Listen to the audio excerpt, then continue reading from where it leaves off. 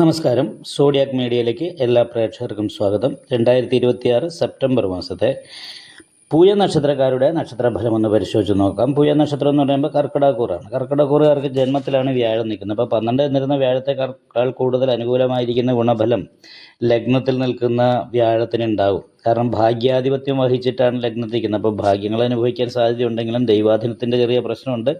ജന്മരാമവനയ ദുഃഖം എന്ന് പറയുന്ന യോഗമാണ്. ശ്രീരാമചന്ദ്രൻ വനവാസത്തിന് പോയ രീതിയിലുള്ളൊരവസ്ഥയാണ്.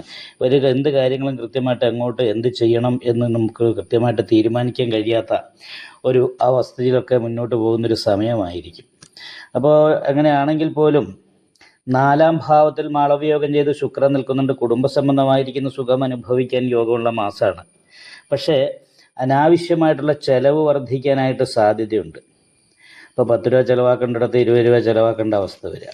അതേപോലെ 2-ാം ഭാവാധിപതി സ്വക്ഷേത്ര ബലവാനാണ്. സാമ്പത്തികമായിട്ടുള്ള രീതിയിൽ അനുകൂലാവസ്ഥ ഉണ്ടെങ്കിൽ പോലും 12-ൽ ചൊവ്വയും 2-ൽ സൂര്യനും ഘടനകാരകനായിരിക്കുന്ന കേതുവും കൂടി നിൽക്കുന്ന കാരണം കൊണ്ട് ലഗ്നാധിപതിക്ക് ഒരു ബന്ധനദോഷമുണ്ട്. ബന്ധനദോഷം എന്ന് പറയുമ്പോൾ അത് എന്തെങ്കിലും ഉത്തരവാദിത്തങ്ങൾ മുഖാന്തരം ഉള്ളതുകൊണ്ട് ആഗ്രഹിക്കുന്ന കാര്യങ്ങൾ പെട്ടെന്ന് ചെയ്യാനായിട്ട് പറ്റത്തില്ല. പെട്ടെന്നൊരു തീരുമാനം എടുത്ത ഒരു കാര്യം ചെയ്യാൻ പറ്റാത്ത രീതിയിലുള്ള തടസ്സങ്ങൾ ഉണ്ടാകാം.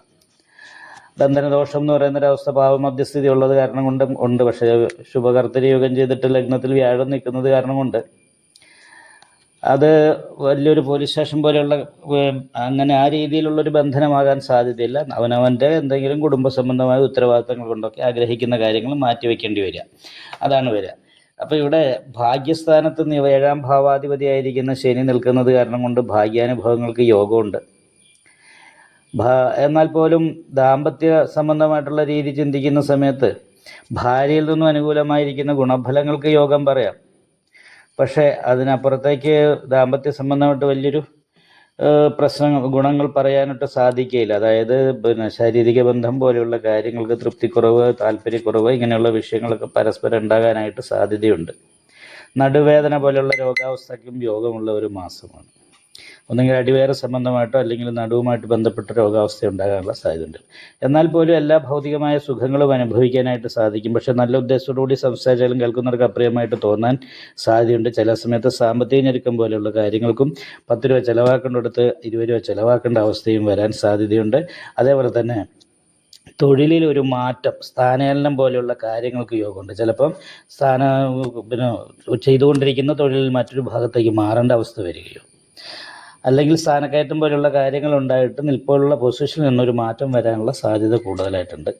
അപ്പോൾ അത് അനുകൂലമായി വരാൻ വേണ്ടിയിട്ട് മേൽ പറയപ്പെട്ട ദൈവാധീനം വർദ്ധിപ്പിക്കാനും അതേപോലെ തന്നെ നാഗപൂജ ചെയ്തിട്ട് ദോഷം പരിഹരിക്കാനൊക്കെ ശ്രദ്ധിക്കുക. എന്തായാലും സഹായ സ്ഥാനാധിപതി സ്വക്ഷേത്ര ബലവാനായി നിൽക്കുന്നത് കാരണം നല്ല സഹായങ്ങൾ കിട്ടാനായിട്ട് യോഗമുള്ള സമയമാണ്. അതുകൊണ്ടൊക്കെ ജോലിയുടെ കാര്യത്തിലൊക്കെ മേലുദ്യോഗസ്ഥന്മാരുടെ പ്രീതിയൊക്കെ നേടാനായിട്ട് സാധിച്ചാൽ അതൊക്കെ അനുകൂലമായിരിക്കുന്ന ഗുണത്തെ ചെയ്യും. എന്തായാലും നല്ല പ്രാർത്ഥന ഉണ്ടാകണം, നാഗപൂജ ചെയ്യണം, വിഷ്ണു ക്ഷേത്രത്തിൽ യഥാശക്തി വഴിപാടൊക്കെ ചെയ്തിട്ട് നന്നായിട്ട് പ്രാർത്ഥിച്ചാൽ ഈ മാസം നല്ല ഗുണങ്ങൾ അനുഭവിക്കാൻ സാധിക്കും. നിങ്ങൾക്ക് ഈ വീഡിയോ ഇഷ്ടപ്പെട്ടാൽ ലൈക്ക് ചെയ്യുക, നിങ്ങളുടെ അഭിപ്രായങ്ങൾ കമൻറ്റ് ചെയ്യാം. ജ്യോതിഷവുമായി ബന്ധപ്പെട്ട കൂടുതൽ കാര്യങ്ങൾ അറിയാൻ ഈ ചാനൽ സബ്സ്ക്രൈബ് ചെയ്യുക. ഞങ്ങളുടെ ഓൺലൈൻ കൺസൾട്ടൻസി നമ്പർ താഴെ ഡിസ്ക്രിപ്ഷൻ ബോക്സിൽ കൊടുത്തിട്ടുണ്ട്. ആവശ്യമുള്ളവർക്ക് കോൺടാക്റ്റ് ചെയ്യാവുന്നതാണ്.